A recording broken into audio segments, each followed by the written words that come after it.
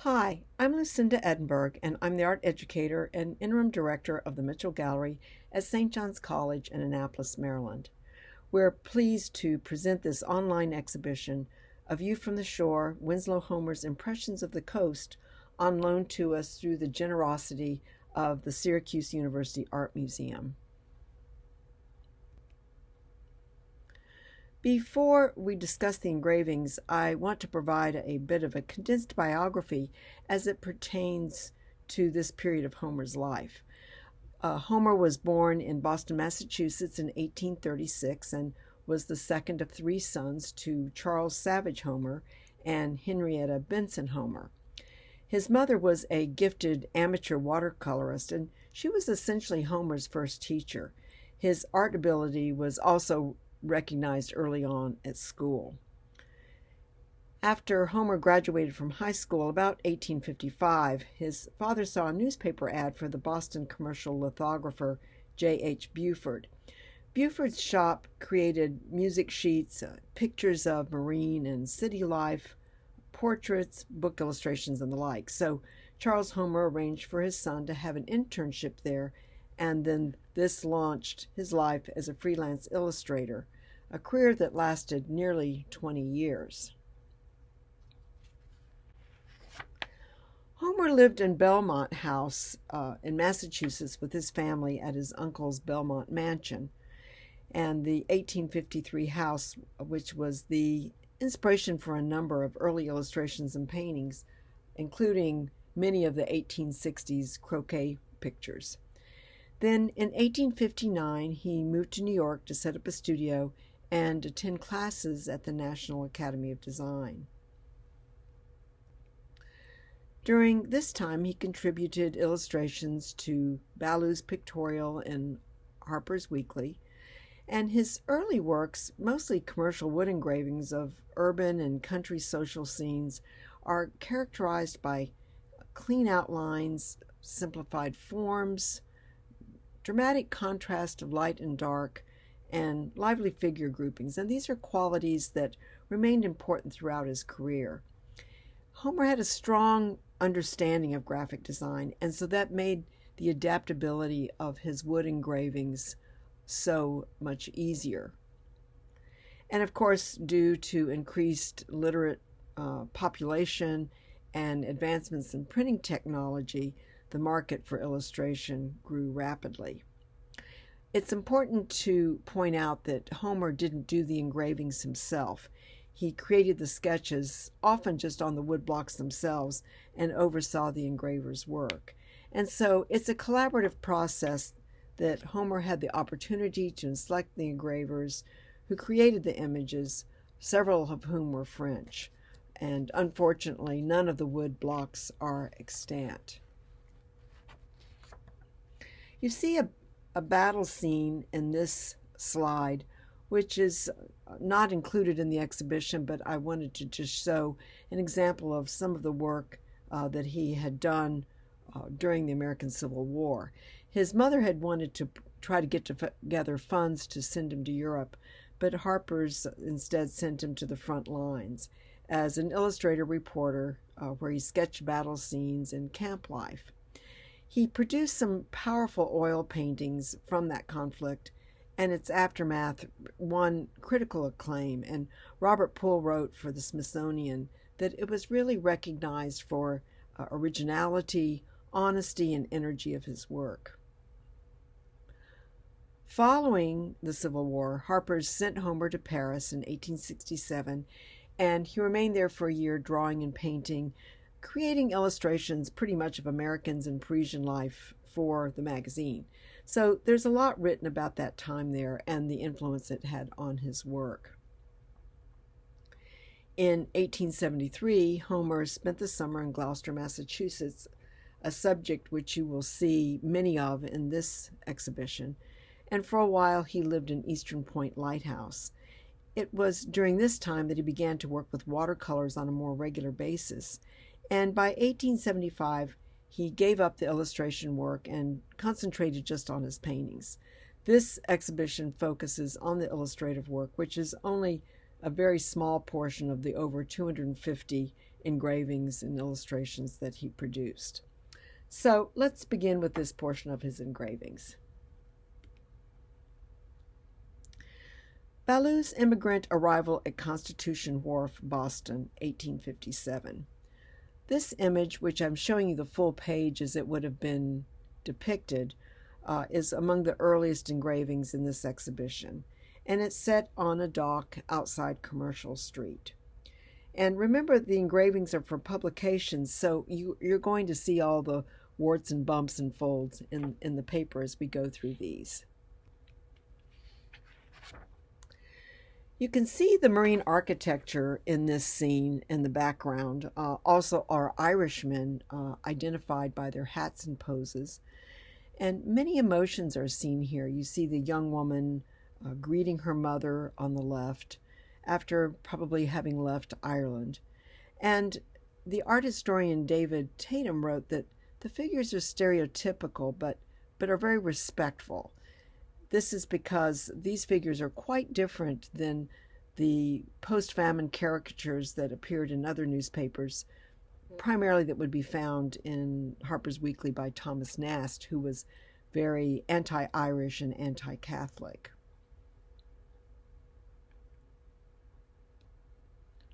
August in the Country, the Seashore, August 27th, 1859. Seaside resorts developed in America as early as the 1820s, and magazines often touted the benefits of sea air as well as the opportunity to socialize with members of the opposite sex. Homer often chose fashionable people to participate in these leisure activities, and the rising popularity of seaside excursions are frequent subjects seen in his Ballew's and Harper's engravings. Notice the very fashionable, if impractically dressed, figures. In this image, you see many things going on. You can see stylish young women, dapper young men relaxing and flirting on the beach. Children are splashing about in the tidal pool. On the left at the top, you see a young woman sketching up under an umbrella. This very dapper young man seated or lying down next to her and reading the newspaper, and boats are in the background, and birds and clouds are up overhead. So there's a lot of activity in this piece. What's, I think, particularly first and foremost is seeing the young man taunting these young women with a lobster, and they're completely unaffected, with no reaction. The text that accompanied this said, "August at the seaside, the scene by the seaside, the dolce far niente, the hunt for crustacea, the hours spent in sketching the distant schooner, the delightful tete-a-tetes, are they not all written in our memories?" Dolce far niente translates and means sweet, doing nothing. There are other prints in this theme of seaside recreation that reflect a sense of caricature and humor, which is much different than the seaside paintings created by Homer some 10 years later.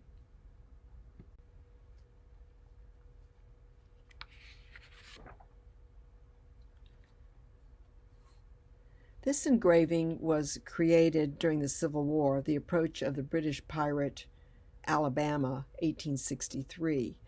And the article that accompanied this illustration described how the British Navy was supporting the Confederates. It read, "Every British dockyard is now engaged in building steamers to capture and burn our merchantmen, to run our blockade, and to bombard our defenseless seaboard cities. The merchants, shipbuilders, and newspapers of England all claim the right of furnishing the rebels with a navy and denounce us furiously for objecting to their conduct." Homer is depicting the alarm and the concern of the Union ship's passengers as they're being approached by their Confederate cruiser, which you see just on the horizon line in the very back. This cruiser was built in England and used against the Union as a commerce destroyer, and it captured, sank, or burned 68 ships in 22 months before being sunk by the USS Kearsarge off of Cherbourg, France in 1864.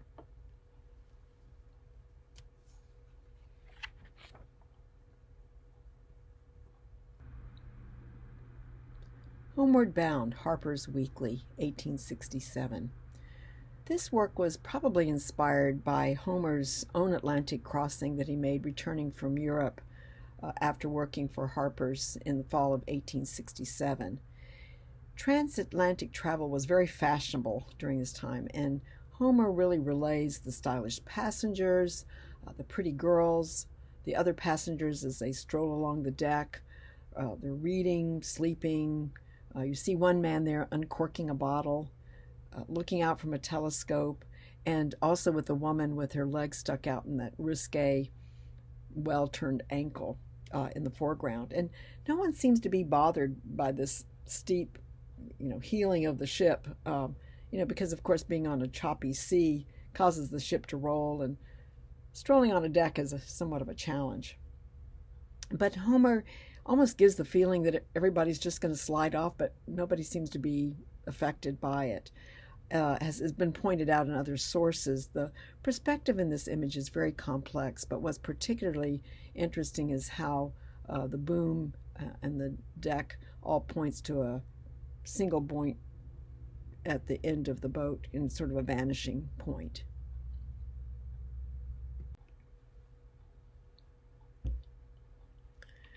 Winter at Sea, taking in sail off the coast. This dramatic image provides another look at the precariousness of the sea, and Homer again may have been remembering his own trip across the North Atlantic when he composed this image of mariners reefing a sail in windy weather, very high above the deck. And in this, the viewer gets a real sense of the wind and what it is to hang on. You see the sail fluffing, you see the tide rolling below, and you get a sense of the height, how far up they're out on the yard, and the height from the deck.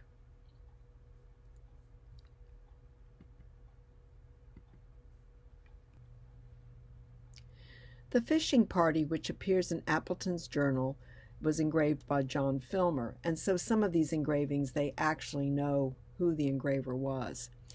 Fishing was one of the sports newly available to women as a refined diversion after the Civil War.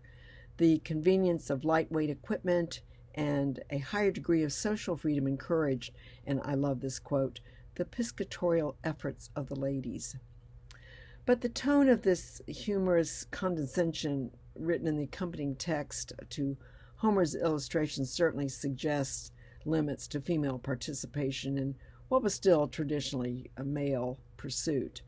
There was a quote, and it said, "Among the many things that women cannot do as well as men, Miss Susan B. Anthony, to the contrary notwithstanding, are whist playing and angling." So move over, ladies.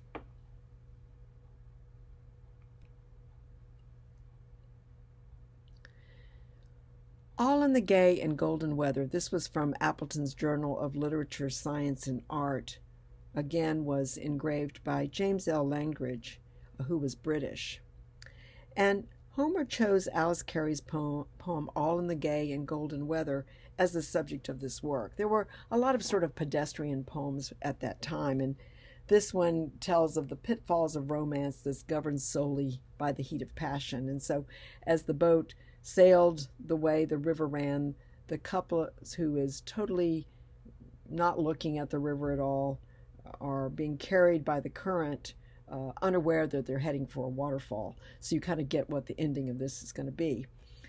The curator of the Brooklyn Museum of Art wrote that although the poem didn't provide much in the way of inspiration, Homer chose to concentrate on the darker side of the theme in creating this emotional tension between the few figures that, alerts the reader to the fact that the couple is destined to come to an unhappy end. Much of Homer's work relates to his personal life, and as in this case, when he used his brother Charles and his sister-in-law Mattie as models, and they appear often throughout his engravings.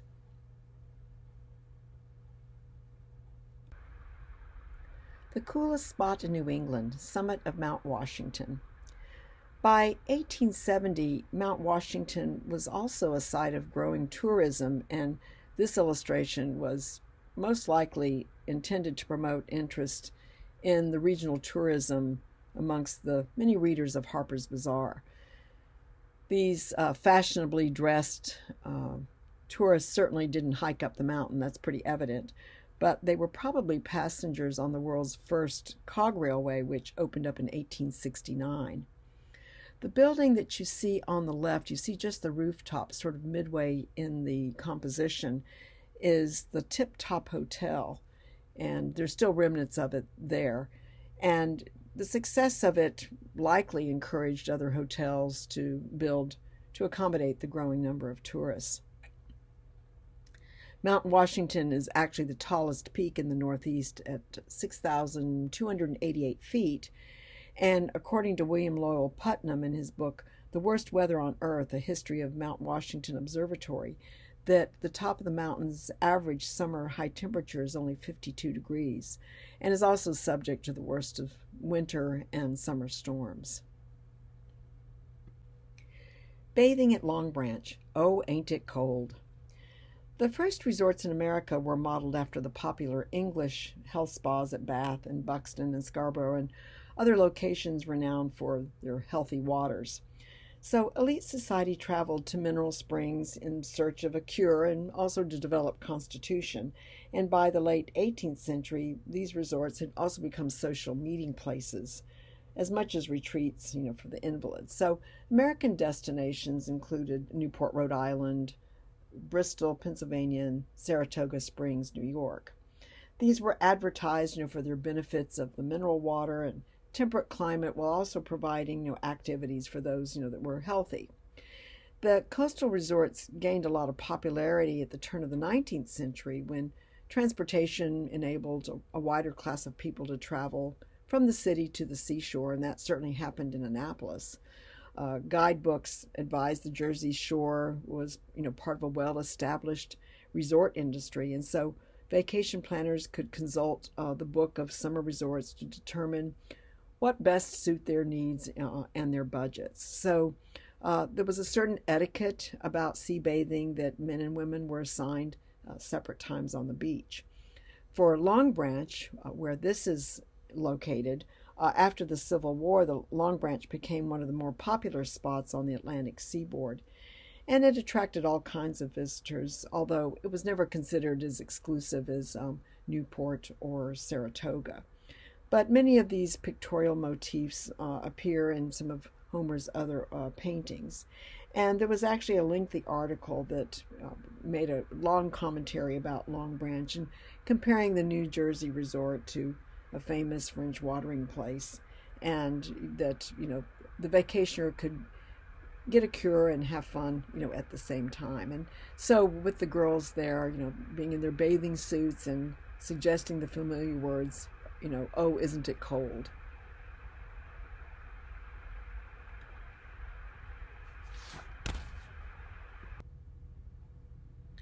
On the Beach, Two's Company, Three or None, created in 1872. Homer remained a bachelor his entire life, and there's speculation that he suffered disappointment or maybe unrequited love, which drove him to solitary confinement in Prouts Neck, Maine. His sister-in-law and nephew tried to fix him up, but they came to the conclusion that he probably had a love but just didn't talk about it. This is one of the few prints that really reflects a loneliness and a poignancy. And you see the young woman, looking back and witnessing the couple, this tranquility in the ocean, coming up on the beach, the beautiful grasses that frame her on each side, and you can really see the light and darks and the textures in her gown.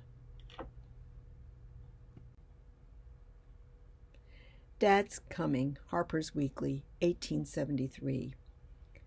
Boys playing in boats and around boats appear in many of Homer's watercolors from the summer of 1873. The life of a fisherman was always dangerous, and storms and danger were constantly in the minds of women and families and children. On Sunday, August 24th of 1873, an especially strong storm claimed 9 boats and the lives of some 128 men, and so this image was likely inspired by that incident. Interestingly, the poem that accompanied this particular image was talked of a joyous reunion, but Homer's image is really contrary to that and really has more of a feeling of anxiety and dread. And the shadow of the little boy under the hat, looking out, and the child being held by her mother. And again, you see the crease in the center of the piece from the binding. Accompanying the print is the painting from the National Gallery of Art, Dad's Coming.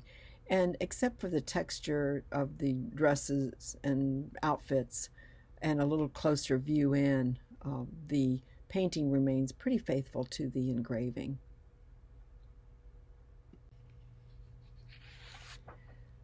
The wreck of the Atlantic, cast up by the sea in 1873, was a most poignant image. Before the sinking of the Titanic, one of the greatest maritime tragedies known worldwide, was the wreck of the White Star Line's Atlantic. It was a transatlantic steamer that was from Liverpool, England, bound for New York City. On April 1st, 1873, the ship was navigating through an icy storm and it struck rocks near Mars Head, Nova Scotia. It listed and flipped on its side, and the crew strung ropes from the ship to nearby rocks, but most who attempted to escape this way lost their grip and fell into this pounding sea. Of the 952 passengers and crew, only 371 survived.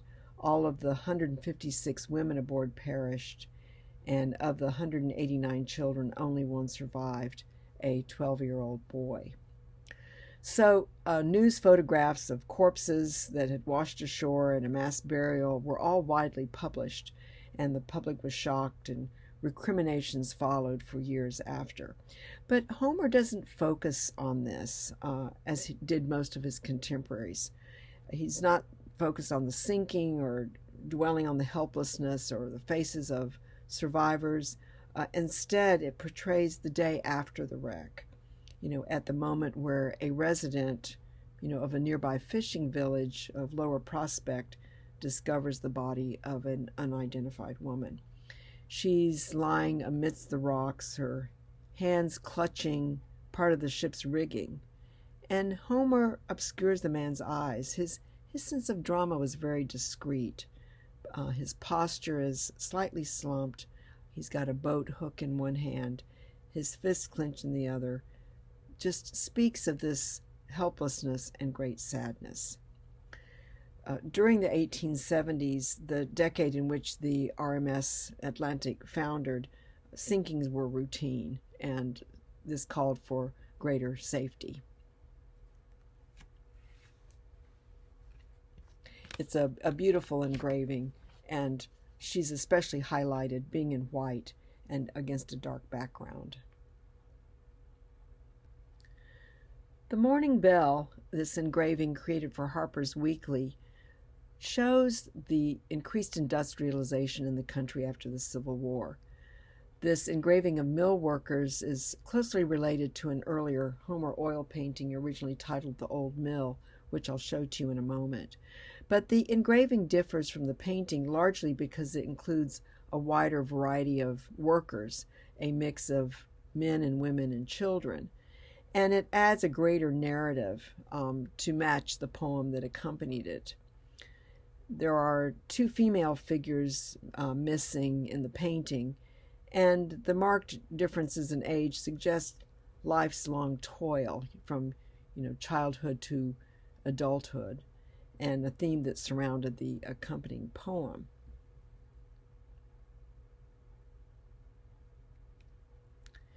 In the painting, The Old Mill, which was created in 1871, this again is really depicting the economic necessity that forced many women to work in factories. So in this painting, it depicts the start of a workday, a fashionably dressed woman in the red jacket with a lunch pail in hand walks up this makeshift ramp and rickety bridge leading to the dark mill. On the right, you can see three chatting women in homespun dresses, and it evokes a sense of rural community in contrast to this solitary figure that probably came from the city. So she remains sort of symbolically poised, between the agrarian past and the increasingly depersonalized industrialization at the time.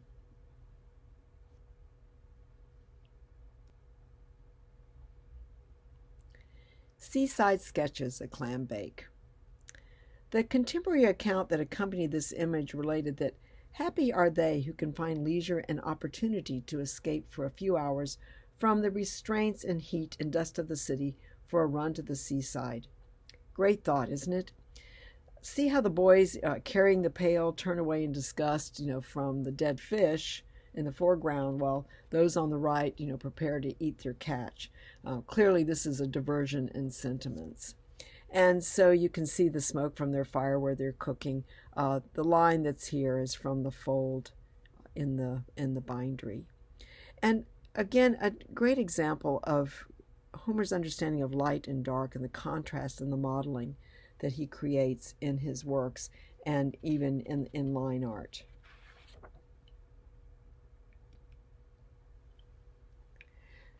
This is among one of Homer's most famous engravings of Gloucester Harbor. Gloucester was the first permanent settlement on the north shore of Massachusetts Bay and lies on the peninsula of Cape Ann, Massachusetts. It was a busy seaport known not only for its fishing industry, but also for its attraction to tourists and artists. So by the third quarter of the 19th century, it had developed a reputation as a good place for artists to work. Homer spent the summer of 1873 in Gloucester, where he lived at the Atlantic Hotel and spent his days sketching and made his first series of watercolors that summer as well. And with this, you see the accompanying painting done in 1873, where he uses the same composition with the boys in the boat, the ships in the background, and this beautiful reflection of the water.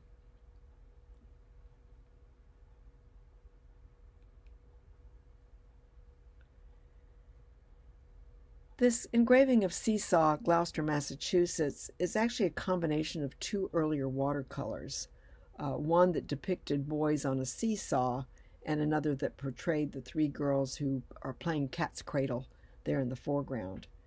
So the separation of individuals or groups of individuals as seen here is not uncommon in Homer's work. The girls are dominated by the boys above them, but the girls also form a strong compositional base. And again, his understanding of light and dark and shadows is certainly seen here. And here's the watercolor as it appears. Beautiful watercolor on paper.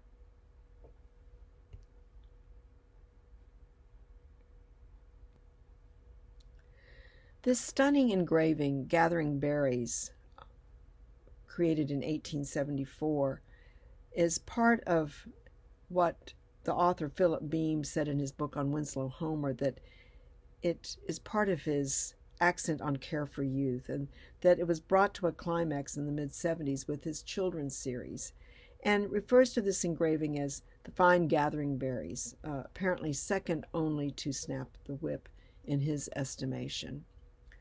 In July 1874, Homer was working in East Hampton, Long Island, which was probably the setting for this image. And here you see the painting from the National Gallery of Art it's flipped because of the print. But you can still see the girls' sashes from their hats blowing in the wind and the texture in their dresses.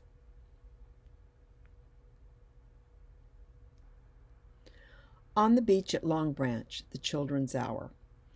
James L. Langridge is the engraver for this piece, and Homer really provides a glimpse into holiday life in terms of level of society in domestic life.